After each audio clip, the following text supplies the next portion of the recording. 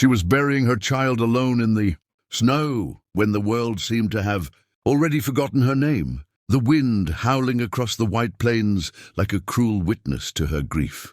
Each shovel of frozen earth biting into her hands until she could no longer feel where the cold ended and her pain began. And still she dug, because there was no one else to do it. No family left, no neighbor willing to cross the miles of empty land. Only a small wooden coffin beside her, light enough to remind her how little life had been given and how quickly it had been taken. And as she worked, she whispered apologies to the child beneath the lid, telling him she was sorry the world had been so harsh, sorry that his first winter had been his last, sorry that she could not give him more than a lonely grave marked by snow and tears. And the sky above offered no comfort, only a flat grey silence pressing down on her shoulders, until somewhere beyond the rise of the hill a horse slowed its steps and a rancher reined in, a man hardened by years of sun and storm who had been riding with purpose until he saw her, shape bent against the wind.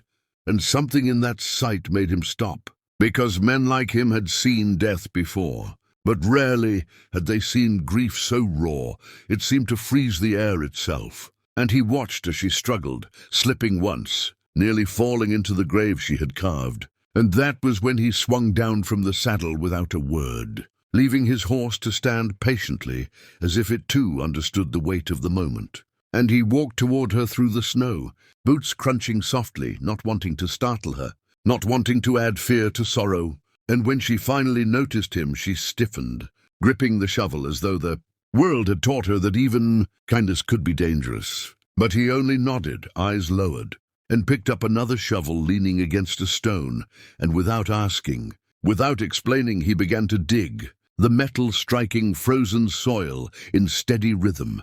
And at first she only stared, disbelief mixing with exhaustion, because no one had stopped for her before. No one had cared enough to share this burden, and tears burned hotter than the cold as she realized she was no longer alone. And side by side they worked, breath rising in pale clouds, the wind carrying away any words that might have been spoken, until the grave was finished and the coffin lowered gently, her hands shaking as she traced the wood one last time. And the rancher removed his hat and stood with his head bowed, a silent promise that this child mattered, that this life, however brief, would not pass unnoticed. And when the earth was finally returned and the snow smoothed over the mound, the woman sank to her knees, strength spent, grief crashing down now that the work was done. And the rancher knelt beside her, placing his coat around her shoulders, the warmth startling after so much cold. And in that moment, she understood that compassion did not always arrive with grand speeches or answers.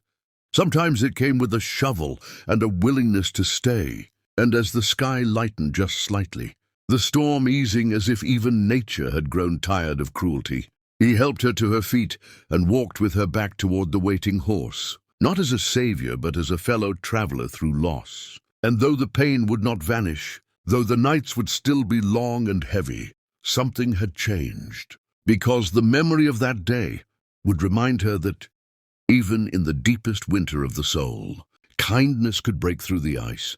And for those listening to this story, remember this moment. Remember that small acts can carry immense power. And if stories like this move your heart, if you believe that humanity still shines brightest in quiet compassion, then stay with us, subscribe to the channel, and share these stories so that no one feels as alone as she did in the snow.